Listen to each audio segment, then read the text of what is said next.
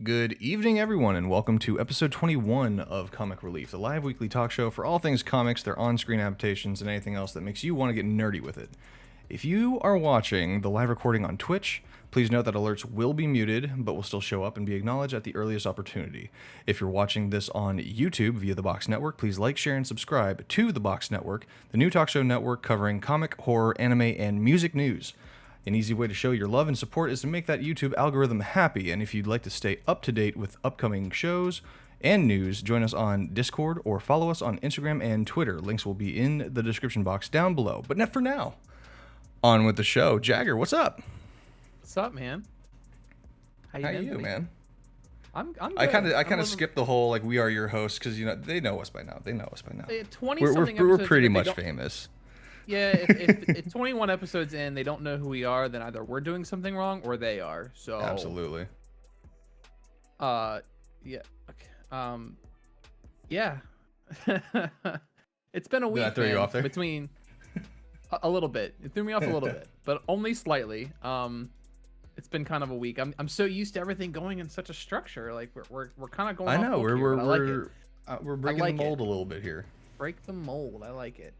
Yeah. But yeah, as Xander said, I'm Jagger, and tonight we're talking about episode 1 of Marvel's latest Disney Plus series, What If.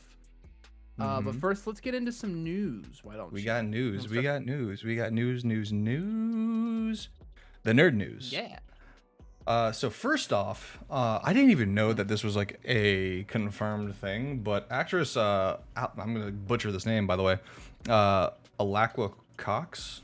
Alaqua Cox? I don't know. I don't know how to pronounce her name. Well, the actress portraying Echo in the upcoming Hawkeye series actually revealed via her Instagram story that the casting process has begun for the Hawkeye spinoff Echo. That was apparently a thing. I had no idea that was already like confirmed, and then all of a sudden she posted. I didn't even know Echo was a character in the Hawkeye series, and then I see the news. I'm just like, what? See, I remember briefly like touching on it in a past episode here, but it was like a part of Nerd News where we kind of just rattled off a whole bunch of them to get to the main segment. But I was just like 45 minutes of news. Yeah, I feel like this might be a bad move on Disney's part, considering like no one really knows who Echo is. No one really cared that this was already like just straight up confirmed. I'm like. I mean, unless they anticipate that Echo's going to be one of those characters that everybody actually likes and is going to really take to. But realistically, I think they could easily save that for something a little better. Yeah, it's a little interesting. Yeah. I don't know. Maybe she's saying it's a spin-off series for Echo, but it's actually something else that Echo is in. Maybe they're trying to throw Echo into the Thunderbolts or the Dark Avengers. Or a soft reboot of Daredevil. Or that, yeah. That'd be pretty cool. Especially if Charlie Cox actually returns as Daredevil in the new Spider-Man movie, which we still don't have a trailer for. I'd say with those rumors floating around, I mean, a soft reboot of Daredevil. They're also saying that certain other characters from the Netflix shows have been released from their contracts in order to be able to play in the MCU. Because they're technically part of the MCU contracts now. Yeah. The actor who played Luke Cage stated that he would be willing to come back for an MCU film as Luke Cage. That'd be pretty cool. That'd be cool. He did a very good portrayal. I was not upset with him as Luke Cage. I think all of them are really pretty decent. I mean, even like, as much as Iron Fist was a travesty, and he was definitely not my first pick. No, I don't necessarily blame the actor for the failure of that. That was just all timing and writing, and it was just a whole mess behind the scenes. But I don't think the actor. I wouldn't be too upset if that actor, Finn Jones, returned for Iron Fist. I wouldn't be so upset about that. Yeah. But what else we got? Speaking of actors returning or not returning. Actor Ray Fisher says that he's not going to return to the role of Cyborg until Warner Brothers issues an official apology for their actions towards him during the making of the Justice League, saying, "So until such time an apology is issued, I definitely will not be supporting any Walter Hamada productions. You got to give up what you love to do what's right." So I stand with him on that one. Yeah. I do believe the studio owes him a thorough apology. Absolutely. If not the studio, then definitely Joss Whedon himself. Yeah, I mean, just the very least. The whole issue with it is just like they got so big headed, and they were so elitist that they thought they could just literally just like actors were their pawns, basically. That's what I got from the whole situation, and I was just like, you know what, fuck these guys. I'm with Ray Fisher all the way on this one. Absolutely, 100%. Let's see. Next up, the Shang-Chi premiere was last night, and some information has surfaced in its wake. Shang-Chi will reportedly have 2 post-credit scenes, likely the mid-credits and post-credits format that we've seen before. Director Dustin Daniel Cretton has confirmed that Abomination's more comic accurate look is a product of evolution over time, which, I mean, makes sense. It makes sense. Yeah. And actor Sir Ben Kingsley is confirmed to return as Trevor Slattery in the film. Now, we got a glimpse of this in some previously leaked shots. And there's like one shot from, it looks as if, I believe this is going to be like the final battle scene that takes place in this mystical realm or whatever. And you have there's like an army of people, in like traditional attire. And this is also the scene where we see a lot of like those mystical beasts running around. But on the far right of one of these images, you see what looks very similar to Trevor Slattery, but he is in that traditional garb. So I'm wondering if perhaps after the events of Iron Man 3 and then that Marvel 1 shot where he was approached by one of the members of the Ten Rings when he was in his prison cell. I think they might have captured him and recruited him. Yeah, that's what I'm thinking. That's what I'm assuming. Yeah, I mean, that would make sense. Yeah, it's just interesting that they would even just go as far as to even, bring that up again. I mean, I feel like that's maybe it's just trying to correct past mistakes, which yeah, I'm all for. But like, if they mess it up again, that's like strike 2 for the Mandarin for Marvel fans. If you mess it up a second time, even a third time, like you kind of just strike out for sure. Yeah. Last bit of news, and my personal favorite bit of news. I'm a little biased here. The long-awaited Spawn movie, written by Todd McFarlane himself, is supposedly still in the works and finally moving forward, as Brian Tucker of Broken City has now signed on to be the official screenwriter for this reboot. We've had some sporadic info dropping over the years. This movie's been in the works since 2009. McFarlane said that he's like, if anybody's gonna write the story for another Spawn film, it's gonna be me. I'm gonna write it. I will handle who's gonna be working on it. I'm not just gonna hand over my my Hell Child to anyone again. The only official news we have is that the screenplay is done. They're adapting it to storyboarding already, and Jamie Foxx has officially been cast as Al Simmons. All we know. Okay. Yeah, I was gonna ask if because I remember hearing about Jamie Foxx a while back, and I was wondering if it had gone. I was wondering if it had gone on so long that kind of fizzled away or not. No, as far as I know, it's still an official casting. They haven't said one way or another if his contract on it has run out, because that casting didn't happen until last year. So okay. But they also haven't really done much with it. I think they said they're anticipating the movie to come out in 2023. Oh wow, okay. Because McFarlane wanted it to come out in about 2020, 2021 is what he originally stated. He knew it was gonna be a long process, but then he started launching other spin-offs for Spawn and the comics. So now there's Spawn Universe, where all the different variations of Spawn have gathered.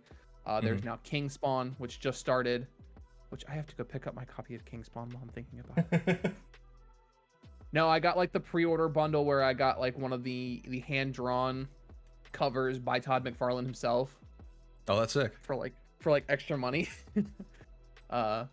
So I have to go get that. But he's supposedly he wants to adapt the main story of like Spawn's crusade against Hell into the film, not his origin story. Okay, so are you saying like we'll probably start off seeing like a Spawn that has already kind of come to fruition and he's already kind of in his prime.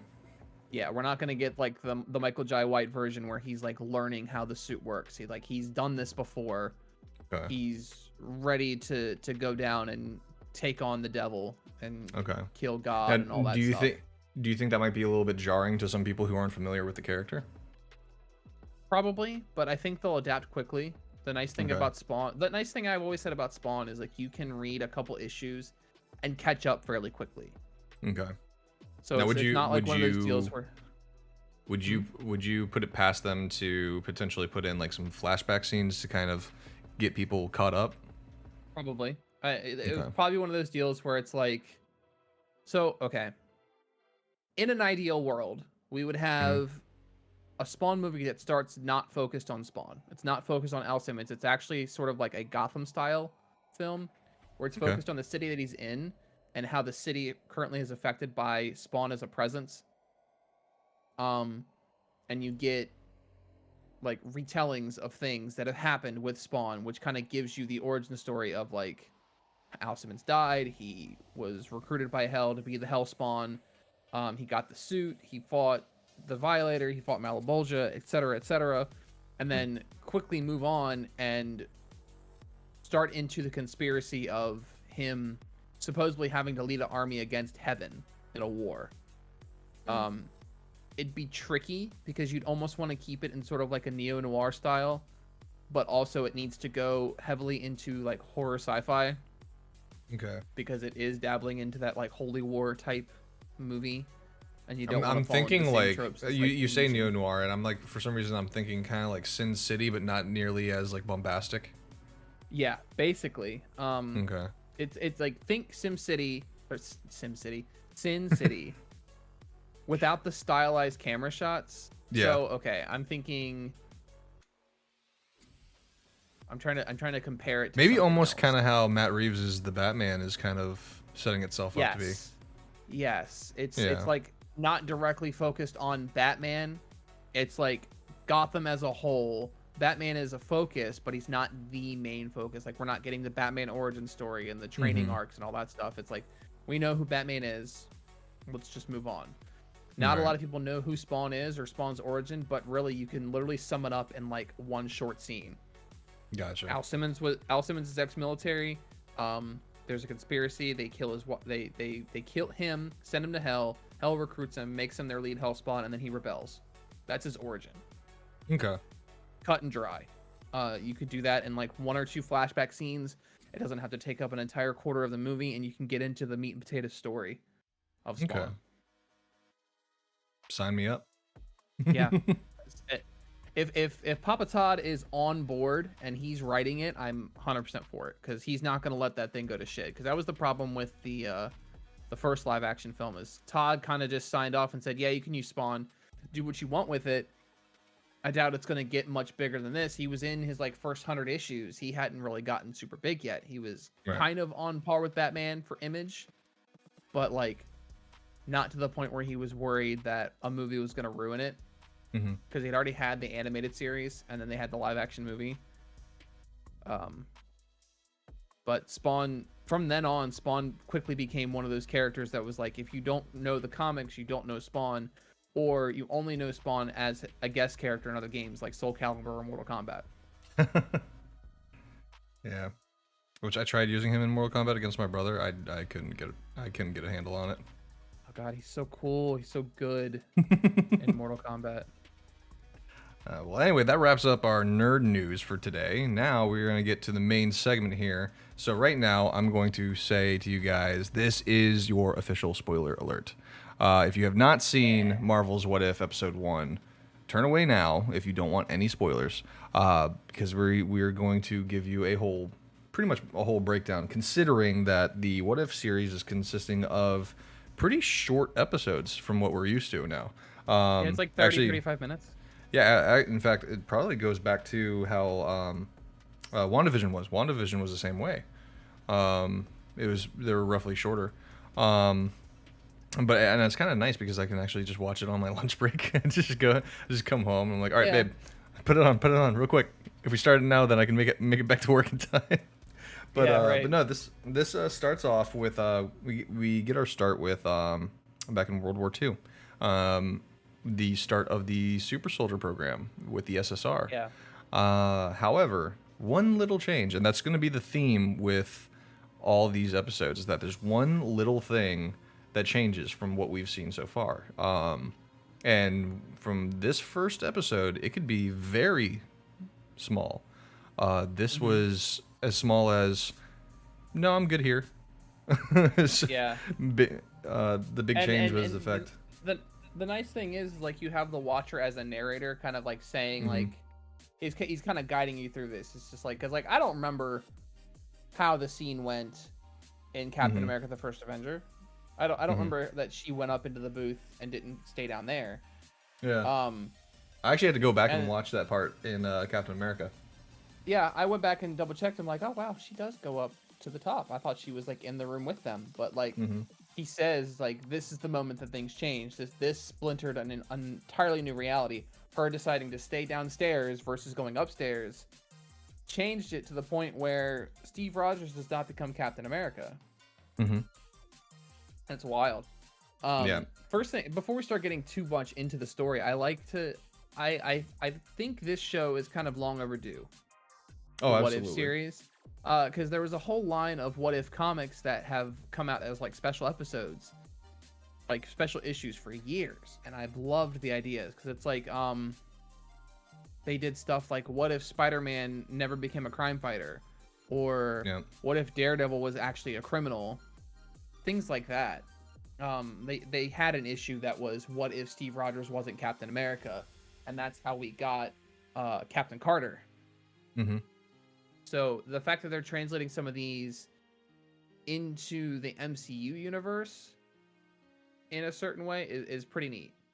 Yeah. I'm pretty interested to see what else they'll do. I think they're gonna ramp it up a little bit more, and it's starting to feel a little bit like stylized. It starts to feel like that show Love, Death and Robots. A little bit, yeah. Where it's like it feels partially animated, but still live action at the same time. I'm actually really surprised at some of the voice actors too. Like, so Chris Evans is not involved in this project at all yet. When you're watching this first episode, when you see Steve Rogers, it sounds a lot like Chris Evans. Yeah, it really does. Like, I was actually surprised. I was like, "Are you sure that's not him?" Yeah, I was like, I double checked. Like, I heard a couple of the inflections in his voice, and I was like, that sounds like Chris, but it's not Chris. Yeah. Yeah. Props to the voice actor for that. But so we start off, and it pretty much starts right where Steve Rogers was supposed to get the super soldier serum, but instead of Peggy Carter going up to the booth, she stays down and I guess by doing so, a whole bunch of people were allowed to just stay down on the floor and observe. And that is a moment where that one Hydra insurgent actually places the bomb closer to where everything is happening and blows everything up. Tommy Lee Jones's character is shot off right in the beginning of this whole thing, which I thought was I watched it again today, and I didn't even realize he was there the first time I watched it, and then when I watched it back, I'm like, oh wait, that's an animated Tommy Lee Jones. Yeah, he gets shot out right there. Steve actually ends up getting shot, but obviously it's Steve Rogers. He ends up living. We get Peggy in the super soldier coffin, I'm calling it. I don't know the technical term for it. Yeah, it's a super soldier coffin. And she comes out just yeah, I'm not gonna lie, I was just like, oh, hello, Peggy. Yeah. Like, and she was even taller than Howard when she steps out of the thing. I thought that was hilarious. It was very funny. But then she's met with Howard's a short man as it is. That's true. And then obviously, given the times, she's met with the normal old ways of thinking, where a woman can't possibly be on the front lines, and she's just fucking pissed about that. But it kind of follows along the same storyline as Captain America with some small differences, just because she is now the super soldier. One key difference that I thought was interesting, though, was the fact that in this timeline, and this has no direct correlation to her getting the super soldier serum, but in this timeline, it turns out that the Red Skull's plan isn't to like create some super weapon or power up his weapons with the Tesseract. He plans to open up a portal to unleash an interdimensional force. The champion of Hydra, he calls it. Yeah. It's interesting to see how little things change the story, but not so much that it's like it doesn't feel like the same story anymore. Like we still have the Howling Commandos locked up by Hydra. We still have Captain Carter going and saving the Commandos, etc. The big key difference here is that we have Skinny Steve in what they're calling the Hydra Smasher suit, which is basically the original Mark 1 Hydra Stomper. That's right. It's essentially the Mark 1 Iron Man suit that Tony Stark built in a cave with a box of scraps. It's like line for line that same suit. Yeah. But with a little Howard Stark flair on it, which is pretty cool to see, because it's like it's a nice little nod to the Stark family. It's still including Steve in this story, because it's like these things wouldn't be the same story without Steve. Right. And also I like the fact that so they have that same like heads up display kind of moment where like with Iron Man and stuff like that, but instead of like an actual like artificial like heads up display or whatever, they're actually a bunch of dials. Yeah, it's like dials. I thought that things. Yeah, I thought that was really cool. Yeah, it was a nice little touch. I do like that they kept the ending of the stories the same. So like Cap still goes in and makes the sacrifice and comes out like 70 years later. Yeah.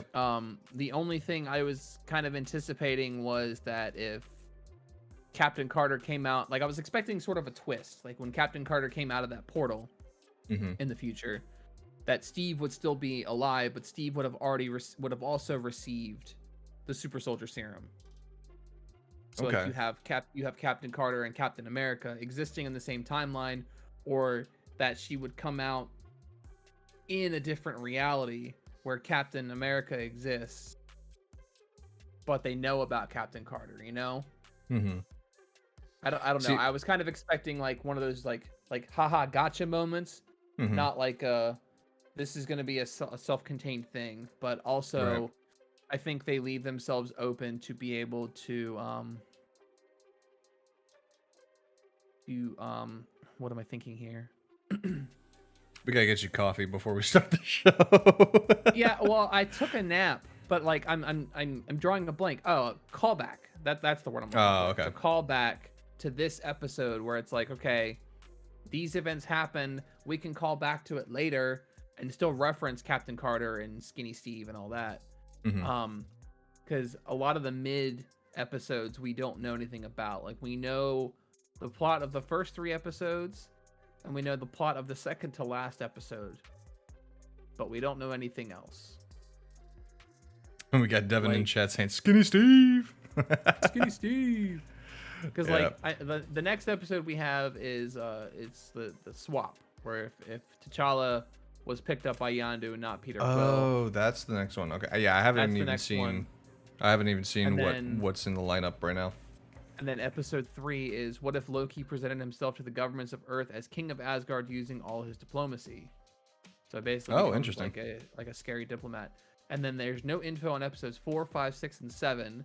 Episode 8 I believe 5 is actually supposed to be the zombie one. I just saw a video on that one earlier. That's 8. It's 8. Is it 8? Oh no, sorry. Episode 5 is what if Thor was banished to Earth but was still worthy of his mantle. Oh. Then episode 8 is the infamous Marvel Zombies comic comes to life in this episode. And then episode 9, there's an image of Doctor Strange on it, but there's nothing listed for the plot. Interesting. Yeah, so backtracking on this episode though, I also want to call out, so basically you know, it plays out very similarly to the first movie, and then we get to the kind of like end, like climactic event, where the Red Skull is actually successful in opening up this portal to let in the champion of Hydra, which is a large tentacled monster, which a lot of people are screaming Shumagorath. I will be out of character this time and say that it is not Shumagorath, because, I mean, from what I remember, Shumagorath does not have a beak and teeth. And there's a very clear moment where this tentacled monster gets really pissed off and just lets out a loud shriek, and it shows like a normal squid beak, and then it opens up. So I think it's kind of like along the lines of that monster from Guardians of the Galaxy Volume 2. I don't know. I think it was just a really good Kraken podcast on Twitter. Hey! As soon as you brought up the tentacle monster, I'm like, wow, that's a good Kraken. I should make a good Kraken joke. I love it. I love it. And we love those guys. If anyone is still here by the end of this video, please stick around because we will be shooting a host over to them. Because they usually have their show kind of like overlapping the end of ours. But yeah, no. But what I thought was interesting was Red Skull died. Yeah, like he did done got deaded. Died. Yeah. So then that brings my question: like in this timeline, who's guarding the Soul Stone on Vormir? Exactly. Yeah. But it was hilarious too, because like he was killed like mid monologue, like instantly. I was actually thoroughly surprised because like for the longest time I've been wanting them to actually bring, you know, some actual validity to the character of Red Skull. I mean, they kind of sort of did it with Endgame, but they kind of didn't do it for me because I want the Red Skull to be an actual formidable villain, like he usually is. Yeah, and especially like I remember reading like you know the stories of like Red Onslaught and stuff like that. Like, obviously not that level just yet, but like something like in the just before that. Yeah. But no, he's almost like he's like a B villain at this point. Yeah. He's kind of a joke. Most of the early villains were kind of B villains. I mean, you have Obadiah Stane, Whiplash. I mean, the only real villain that we've had that's kind of stuck around from like the original trilogy has been Loki. Yeah. And he's kind of flip-flop back and forth between villain, anti-hero, anti-villain. Like he's kind of switched roles just because everybody loves Tom Hiddleston. Yeah, that's I mean, and it's no fault to him. He's just a lovable guy. yeah, exactly. And the only other character I know from like the original few films that we could possibly see coming back would be Justin Hammer, because he's rumored to come back in Armor Wars. I'd like to see him, and even potentially some form of Arnim Zola. Like maybe Zola kind of like, because at this point Hydra's kind of like in the background now, like they're not even really like a thing. So I would like to see if potentially Arnim Zola helps Justin Hammer out in developing advanced idea mechanics. I mean, to be much bigger of an issue. And then, you know, somewhere down the line we bring in MODOK. I would like to see a legitimate MODOK. I don't like MODOK. MODOK just weirds me out. He weirds me out, but also at the same time, like I kind of want to see them go that route. Because we're already delving into the weird and mystical and stuff like that. So let's get into the weird and scientific. I guess. I want to see that. One thing my biggest gripe with this episode was Bucky. I feel like Bucky's place in this episode was just to remind you, hey, by the way, you're watching a cartoon. Like every single one of his lines was like basically every time I speak and Jagger has to do a facepalm. Like it's just like, why? It's accurate. Yeah. It's accurate. I mean, I'll give you that one. That's fairly accurate. Like it was just nothing but quippy one-liners. Well, it felt like he was kind of just placed in there because they were like, yeah, it's a Captain America story. We kind of have to have Bucky in here because he was there. People are going to ask what happened, but it's like, realistically, so here's how I thought the thing was going to play out. Let me get my thoughts in order here. When they're on the train and the Hydra Stomper suit falls, I literally thought they were gonna do one of those things where when they bring Captain Carter back at the end, it was gonna be Steve as the Winter Soldier. I thought that too. Yep. That would have been phenomenal. Like, yeah, that would have been pretty cool. I don't know. But actually, how about this? I literally just thought of this. Instead of having him come back as the Winter Soldier, what if we got to see Hydra Cap? Yeah, I mean, same kind of like origin story as the Winter Soldier, but instead they make him Hydra Cap rather than like the Winter Soldier. I think that would be interesting. Yeah, so similar idea with that, but like I don't know. I feel like I like the way they did the story, but I feel like they had so many different options they could have done that would have been more like, whoa, that's cool. Not like, oh, okay, that's neat. Like, this episode was particularly tame. Now, granted, given some of what we know coming up, I think they're just trying to build us up to it. Yeah, I mean, we're all waiting for the Marvel Zombies episode because Marvel Zombies is an iconic era in comics, and to see it on screen with a lot of the characters that we've grown to love in the MCU is going to be pretty great, especially if they do the story potentially like actually right. Yeah, I think I'm most excited to see the Marvel Zombies, obviously, but also anything that has to do with Wanda Maximoff. I am intrigued on seeing what comes out of that, considering the fact that they've never really like outright said it, but they've hinted at the fact that she's a Nexus being in the WandaVision show, meaning that her being stays constant throughout the multiverse. She's basically she's supposed to be there. Like that. Her stuff never changes. Yeah. So it'd be interesting to see how that plays out. I also really want to see the Ultron episode where he's actually successful in creating that what we know as Vision, but he's able to upload his. It's not even a consciousness, but he's able to upload himself into the Vision body, and acquire his iOS, his operating system, and he's actually able to get a hold of the Infinity Stones. That's going to be really interesting. And then the Doctor Strange episode. Yeah, I mean, I'm excited for all of them because like I'm interested to see what they do and how they do it. If all the episodes are similar to this one, I'm going to be fairly disappointed. But I think each one is going to bring in their own sort of like flavor because it's going to focus on something different. I will say, I know the next one. I'm not at all anticipating the Party Thor one. I don't. It's just like one of those things where I don't really care for it. Yeah, I don't know. Surreal, welcome in. Yeah, it's gonna be interesting to see what they do with the different ones. So like there are some hefty topics that they're gonna have to tackle, like with the Marvel Zombies, and then the What If Ultron was successful episode. The Doctor Strange one's gonna be big, but then they have a couple throwaway ones where it's like we already know that the one with T'Challa is gonna be bittersweet because it's the last thing that Chadwick Boseman did. Yeah. But we know it's gonna be kind of funny because it's basically gonna be him as the Star-Lord character. Right. So we're gonna get like James Gunn Guardians of the Galaxy vibes, but like we're all gonna be like, oh no, Chadwick. Yeah.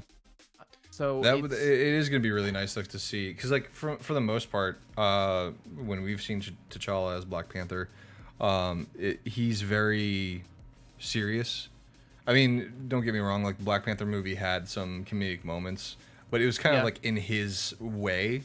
Whereas now we're seeing T'Challa as Star-Lord, and he's going to be cracking wise left and right. And it's going to be really nice to see, to hear Chadwick Boseman in that role. Yes. Rest in power. Agree. No, I want to know actually, just off the top of my head, what do you think causes the Marvel Zombies episode? Oh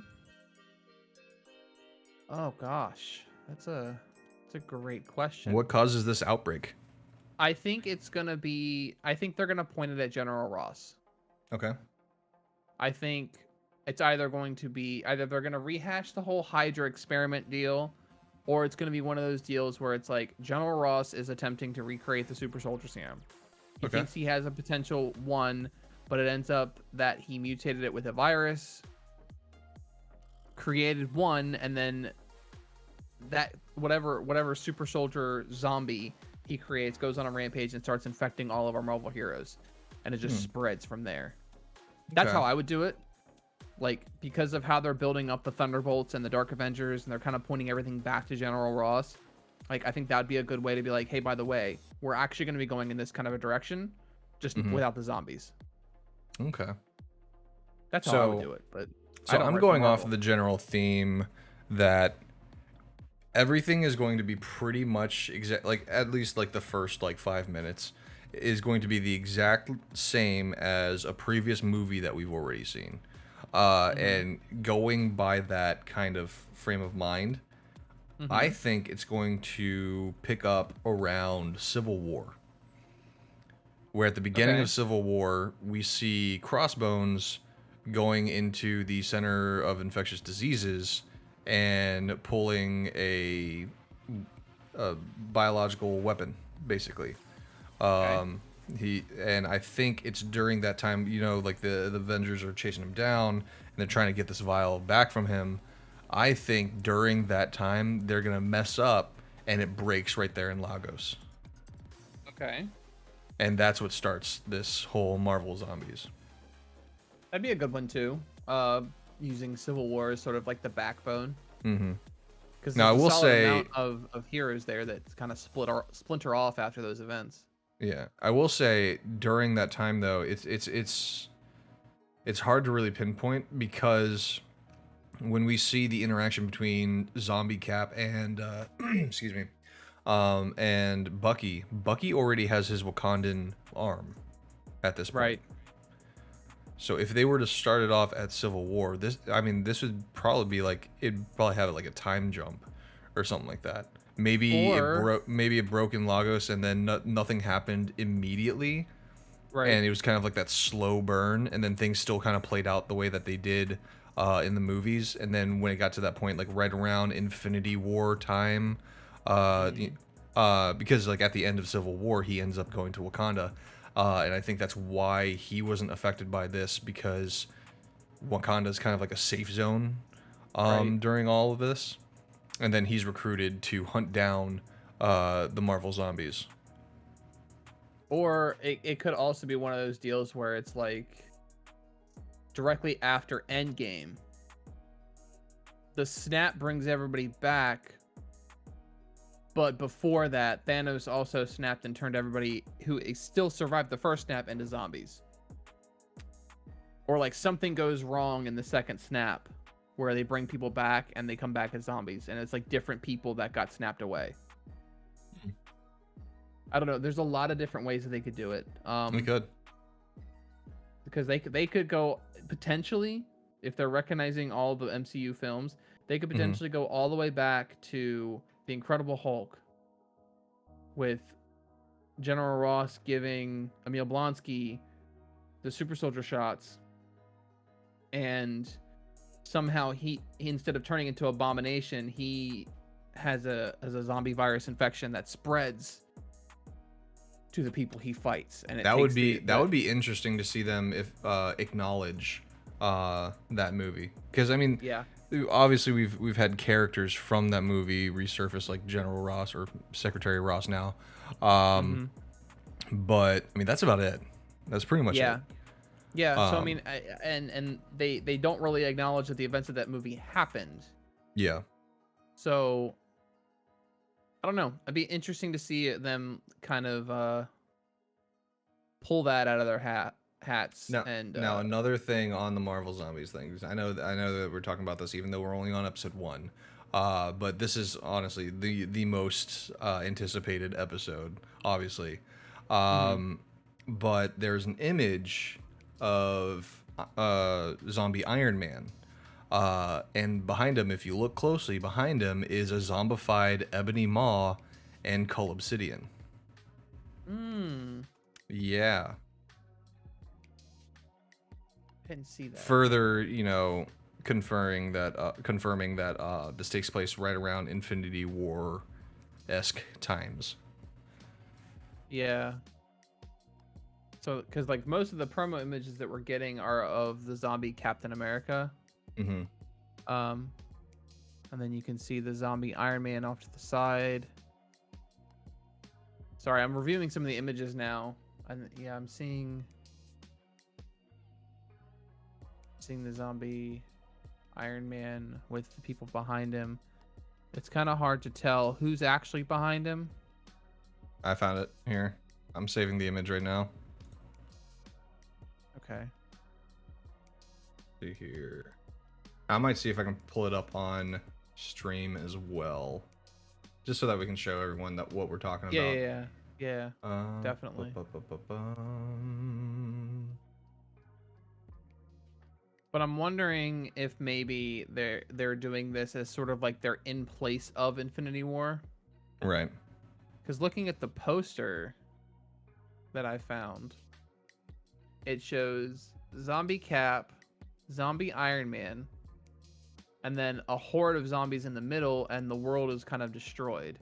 So I'm kind of wondering if maybe you're right with the whole Civil War thing. Okay, so I just pulled up the image here. Apologies for you guys seeing my other screen first. I don't know why it keeps doing that, but right here, so we have zombified Iron Man, and then off to the left right here is Cull Obsidian. Mm-hmm. And right here is a zombified Ebony Maw. Yeah. Let's see if we can... Yep, there he is. There's Squidward. So there's Squidward. And then... Great Value Hulk. So, I mean, you kind of want... It's weird because I know they're using Iron Man and Cap because they're like the main two characters that they want to promo. But it almost makes you think that it's pointing to Civil War as like the starting point. Or I saw a comment on the Twitter feed that said, does Ultron cause the zombie apocalypse? Interesting. Like, tell me more. Okay, so going off of that comment, because that's all it says is Ultron's victory what causes Marvel zombies? So think of it this way. If Ultron is successful in creating the Vision as his body, he enters that body. He then has the Mind Stone. He can then potentially find the other stones because Vision can feel when other stones are present and when other stones are being used. So he uses that to find the other stones, gains the power of those stones, uses the stones to attempt to wipe out humanity as a whole, but in doing so unleashes a virus that causes people to come back as zombies. Or when he snaps and says humanity needs to die, it turns people into zombies. Now, on kind of building off of that idea, what if... That's kind of the theme with this. What if... The theme. He has the stones, he snaps, he's like, humanity needs to die, but he is sadistic. He is evil, right? They need to die. Yeah. But by themselves. And then so like half of the population turns into zombies, and then he just like sits there and watches, swirling a cup of oil. Oil? Yeah, robots. He drinks oil. Robots drinking oil. Okay. He's got like a nice ornate glass that he just manifested, and just like boom, oil, high grade. A good high synthetic blend from Valvoline. Ooh, fancy. This episode is not brought to you by Valvoline.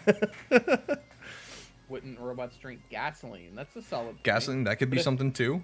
I don't know. Maybe, listen, I'm thinking that he's like, he's a middle-aged robot. His joints are getting a little weak, and kind of, he needs some lubrication down there, Think of it this way. Gasoline is more like their Gatorade or their water. You need that on the regular. When you're enjoying the finer things in life, you get a high-grade synthetic blend of Valvoline oil to grease the gears. Treat yourself. Are we fishing for Valvoline sponsors now? We might. So oil, exactly. Oil is robot alcohol. Yeah, that makes sense. You gotta think. Equate what I just said to Xander grabbing a glass of gin before a show. It gets him loose. It gets him relaxed. That's he true. treats himself after a long day. Like, Did I tell you? Did you see in Discord what happened today? maybe. Right before we started, I guess I'll share this with the class. Before I even got down to getting ready with this, I'm like trying to get everything kind of like set up and ready to go because I have to help get my daughter ready for bed. And then I just hear Jackie run inside and said, "Help, please."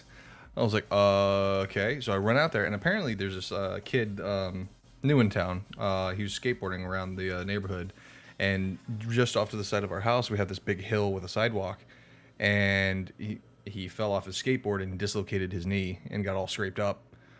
So we went over there and we tried to give him first aid and like try and locate his parents and everything, and we had to carry him into the truck and get him off the ER. So that happened. Nurse Xander, at your service. Let's see this. What we got going in chat? Is it robot alcohol or is it robot water? It's dog water, Devin. Gasoline would be the water. So then buy the Great Value brand if they're looking for a cheap fix. Yeah, great value. Like Walmart brand oil is like malt liquor.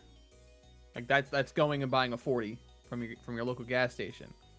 God, just imagine imagine this Ultron Supreme. That's what I'm gonna call him, Ultron Supreme. God, now I'm hungry. I want a burrito Supreme. Burrito Supreme. Or we're a Crunchwrap Supreme. Okay, we're getting off topic. But imagine Ultron Supreme, right? Just drunk off his ass because he had too much oil. But he has like all the Infinity Stones, so he's just like making random shit. Oh man, I want to hear. What about you guys in chat? What kind of what ifs do you guys have? We're going a little off script here tonight, but you know what? We're having fun. I want to know what are some moments in Marvel history that you can think of that you would pose a what if question? Like, what if one little thing changed? I'm trying. I want to see. What if? This is something I want to see. What if Spider-Man had no mentor in the form of Tony Stark and was actually forced to be a self-made hero for once? He'd be That is dead. my biggest. This is my biggest gripe with Spider-Man right now. I love Spider-Man to death. I love what they've done with Spider-Man in this, but with Spider-Man No Way Home coming out and then kind of hearing that Doctor Strange is going to be like this mentor figure and he's getting a new suit, imbued with magic by Doctor Strange. I'm getting sick and tired of them just coddling Spider-Man. Look, I really want Spider-Man to be his own. He's just a boy. Leave him be. No, have you seen Tom Holland's abs? He's not just a boy anymore, all right? Man's grown. He's a boy. Still a boy. Man's grown. He's got his tongue like 6 feet down Zendaya's throat now, all right? Whoa now. Sorry. I get heated about this. I get really heated about this. I know. You I'm just get stuff back, man. I'm not your enemy here. I just want Spider-Man on his own and being able to handle it. Not like, Papa. So we got Devin's question. Ouchie. What if Ant-Man defeated Thanos by going microscopic, entered his starfish, and went giant? I would love to see that. However, I think that probably wouldn't be in a What If series. I think that might be like a side segment in the Hulu MODOK series. Yeah, that seems definitely more on the MODOK side of things. I think one that I would want to see is what if Black Widow never went on the straight and narrow? Like, what if she remained a Black Widow and was part of the opposition? That would be pretty cool. Yeah. I want to see that. I'd like to see that. I'd also like to see oh, I'm drawing a blank. Do you have one? What if Winter Soldier stayed brainwashed? He'd be like this ever-present threat. Mm-hmm. Always. Constantly looming over them, constantly, giving Cap just the worst fucking day. And he can never defeat him because it's his old best friend. Giving him the works.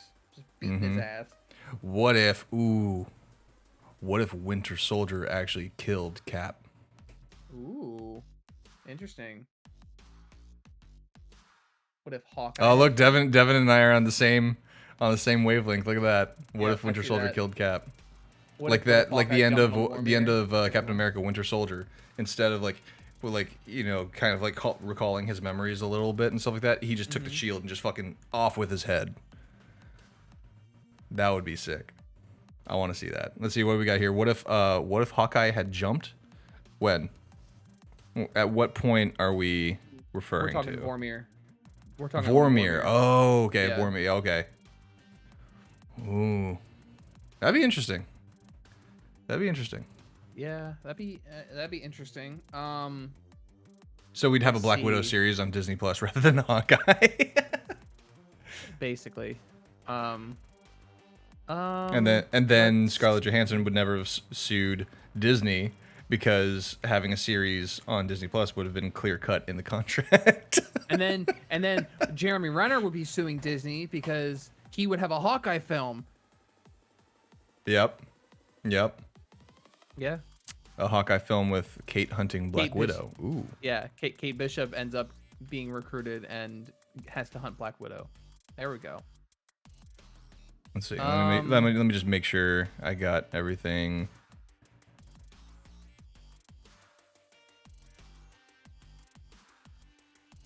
Okay. Yeah, I just wanted to make sure that I was caught up to chat. I was hoping I didn't miss any questions. Yeah, I've been keeping track as well. Okay, cool. You're better at that than I am. Oh, what if Marvel and DC's amalgam characters came to fruition? What do you mean? Like when the series where Marvel and DC characters got fused? Like Dark Claw, you had the cross between Wolverine and Batman. Oh yeah. There you go. Mormon's all about it. Yeah. What if Thor died before Civil War, like in the comics? Ooh. What if Civil War was actually comic book accurate? Ooh. Oh man. That'd be good too. Legends of the Dark Claw series. Oh, that would be sick. That would be absolutely sick. Done Batman the Animated Series, X-Men 90s style. Abso-fucking-lutely. Give me like an X-Men Evolution style animated series about Legends of the Dark Claw. What if Magneto was actually MCU? Ooh. Yeah, what if the X-Men were in the MCU, like in general, just X-Men? I would actually really like to see how they play off, because obviously we have the mutants coming in. I want to see, now that we have all these branched timelines and the multiverse and whatnot, I want to see if,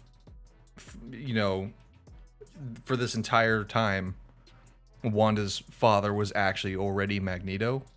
And I want to see how they play that off. Yeah, I think they're gonna try to. I just don't know how they're gonna do it, honestly. Yeah. Also, Mormon in chat. Marvel Zombies in What If is actually confirmed. Episode 8. Yep. Of the season. Let's see.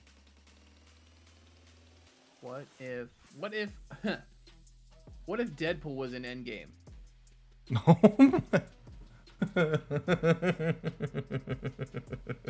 Yeah.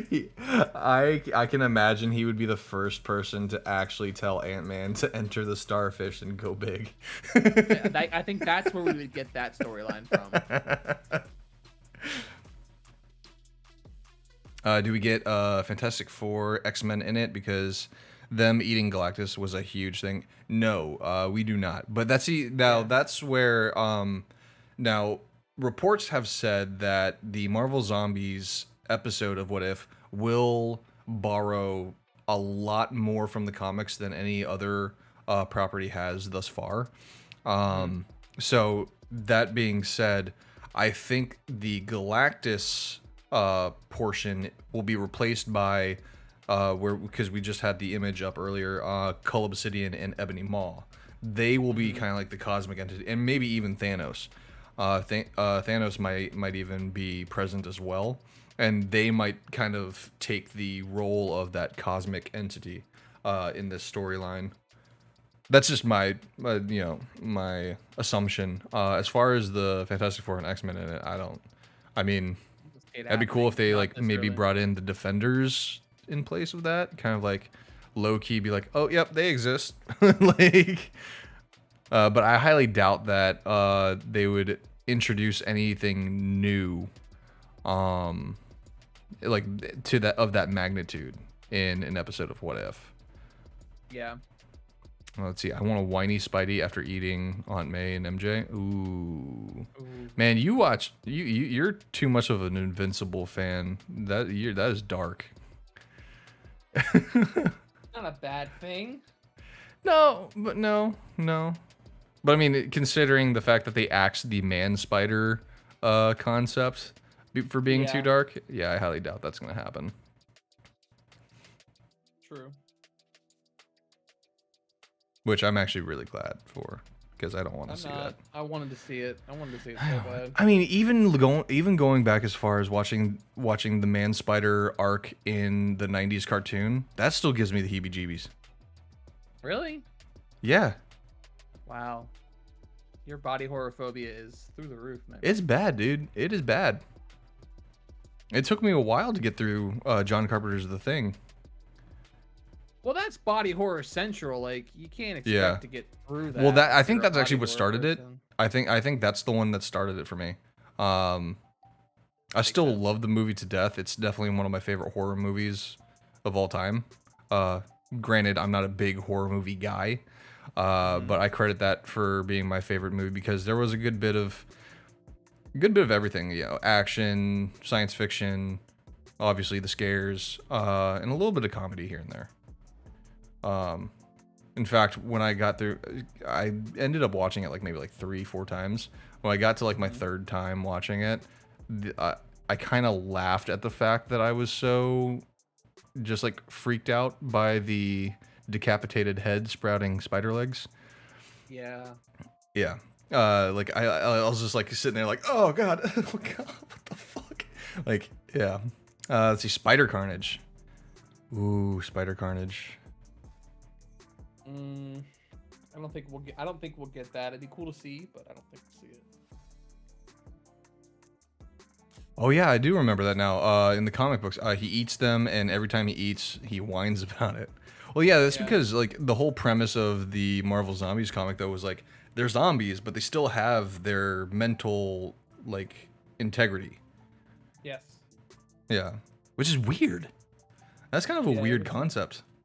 Well, that's why it was so iconic. It was such an interesting take on zombies. It was like you have Captain America who still wants to protect people and still wants to be like the hero, but he still has this insatiable hunger. Yeah, this insatiable. Which that's what it was called in the comics. It was called the Hunger. Yeah. So I mean, I don't know. It's weird. I think we got on. See how they're gonna do it. I think we got off on a pretty good tangent though there. I like that. Yeah. I like that. Because I've been wanting now, and I'm talking directly to Twitch chat.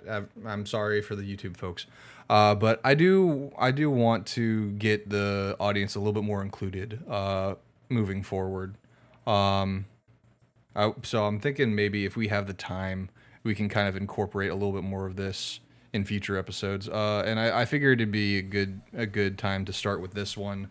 Considering the What If series as of right now is pretty short. It's there's not really much to talk about going in right now. But let's see here. Not in What If, just from the end of the animated show, the alternate Spider-Man coming together and the one just being an actor who plays him. Gotcha. But let's backtrack to What If episode 1 real quick. So I want to know, what were your overall, thoughts and opinions on this episode? Eh. Yeah. Like I could just sum it up with eh. Yeah. I enjoyed it. Would I rewatch it? No. Could I have lived without it? Absolutely. Do I think it's Do I think it shouldn't exist? No. I think it's a good thing that these kind of things exist. It's interesting. I just hope that the series picks up and gives us something better to go off of, and I kind of hope I definitely think that this is just warming us up to the idea of these wildly different stories spawning from a very small detail change. Yeah. Mormon, since when does a dame fight like that? Break store. Since today. Got it. Yes, that moment I loved. That was a good one. There were certain moments that I loved in the episode. I will say the animation style is really nice, like the fight scenes and the long tracking scenes too. That was actually really cool to see. Yeah. I do like the style of the show. It's stylized very well, which makes me excited to see how they're gonna do other stories. Like, this is kind of just a jumping off point for them. They didn't really wow me with the first episode, but they also didn't disappoint me. I didn't have a whole I've been approaching this like I've been approaching all the other properties we've talked about, kind of as neutral as possible, because I don't think my heart can take more disappointment after watching Jupiter's Legacy. Right. Because I went in with such high hopes and high expectations of that, and was very let down.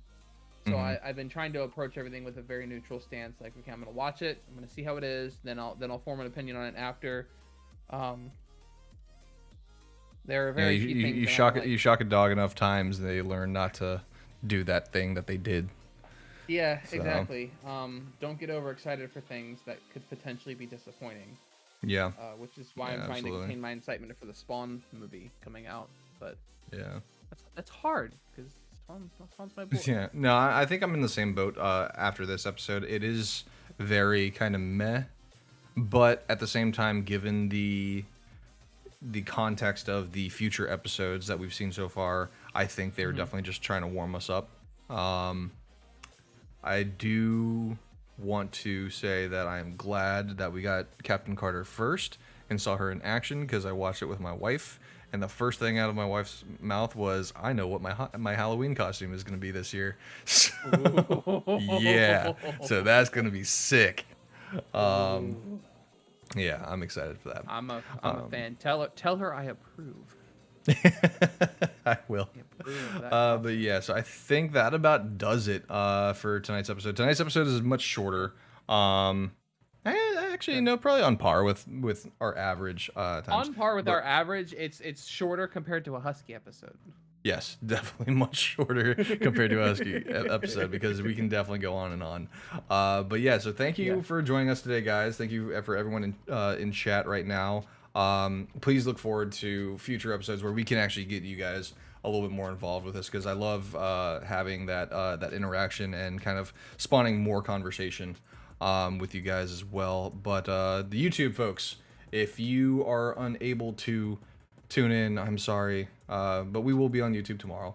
But if you have a chance next week, we will be hopefully on the new home of the Box Network. More on that. If you want to know more on that, go ahead and follow us on Instagram and Twitter, and join the Discord. The links will be in the description box down below. But next week we'll be doing another breakdown of Marvel's. I said Marvel, didn't I? We're gonna be doing another breakdown of Marvel's What If series. It's gonna be episode 2 tomorrow night. But yeah, it's gonna be interesting. Yeah. What is tomorrow's episode about? Tomorrow, what? What if? What if? Tomorrow is T'Challa as Star-Lord. There we go. So we have our little send off to Chadwick Boseman, with him as Star-Lord. So it's going to be a bittersweet moment. Let's see, Jagger, what we got as well as for the box? So for the box this week on Wednesday, tomorrow night at 9 p.m., we have Otaku's Anonymous talking about characters we hate. So some hot takes on anime characters. That's gonna be spicy. Yeah, it's gonna be spicy. So they're gonna be talking about some characters. I know Coop has a few choice words to say about Goku. So that'll be fun. Thursday is another episode of Cursed Tapes hosted by yours truly. We're actually going to be doing something a little interesting because we're on Twitch. We're going to be writing our own horror short film live on stream. Let's go. Yeah. So I'll definitely be I'll be in there, and I'm just going to be the idiot that throws in random jump scares and like the stupid quippy one-liners. Well, that's what kind of stuff we're looking for. I'm going to do some polls on our Instagram account for some ideas. Like we have some questions going up on Thursday morning.